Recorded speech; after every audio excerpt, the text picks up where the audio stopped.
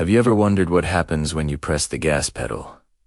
How does this big metal box actually start moving? It feels like magic, but it's actually an amazing piece of engineering. And today we're going to break it down in a super simple way. Forget the confusing jargon. By the end of this video, you'll understand the heart of your car.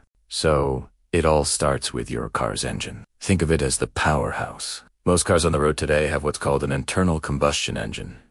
Big name, simple idea. It basically creates power by burning fuel. When you turn the key or push the start button, you're kicking off a beautiful four-step dance inside the engine cylinders. This is called the four-stroke cycle: intake, compression, combustion, and exhaust. Let's start with step 1, intake. A piston inside a cylinder moves down, creating a vacuum. This sucks in a mixture of air and a fine mist of fuel, like a syringe drawing in liquid. It's the perfect cocktail for what's about to happen next. Step 2 is compression. The piston now moves back up, squeezing that air-fuel mixture into a tiny, tiny space. Why? Because when you compress a gas, you build up a lot of potential energy. It's like coiling a spring, getting it ready to release a burst of power. All the molecules are packed tightly together, just waiting for a spark. And that brings us to the most exciting part.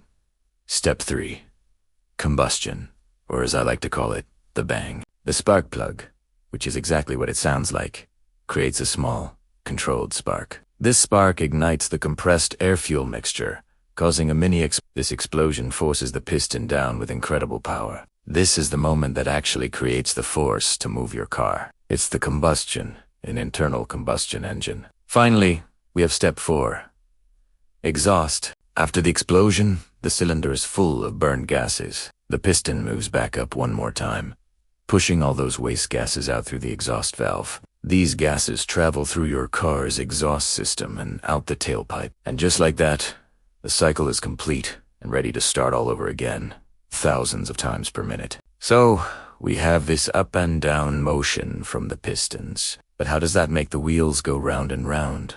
This is where the crankshaft comes in. All the pistons are connected to this clever rotating shaft. As the pistons are pushed down by the explosions, they turn the crankshaft. It's similar to how your legs push on pedals to turn the crank on a bicycle. This crankshaft converts the linear up and down motion of the pistons into rotational motion. Now, we have spinning power, but it's not ready for the wheels just yet. This spinning motion from the crankshaft travels to the transmission. The transmission is like the gear system on a bicycle. It allows the driver, or the car's computer, to control how much power and speed is sent to the wheels. When you're starting from a stop, you need a lot of power to get going, so you're in a low gear. When you're cruising on the highway, you need more speed and less power, so you're in a higher gear. From the transmission, the power travels down the drive shaft to the differential. The differential is a special set of gears that does a very important job. When you turn a corner, your outside wheel has to travel a longer distance than your inside wheel, meaning it has to spin faster. The differential allows the wheels to spin at different speeds, which gives you smooth, stable turns. Without it, cornering would be a jerky, tire-skidding mess. Finally, the power from the differential is sent through the axles directly to your wheels, making them turn and propelling your car forward.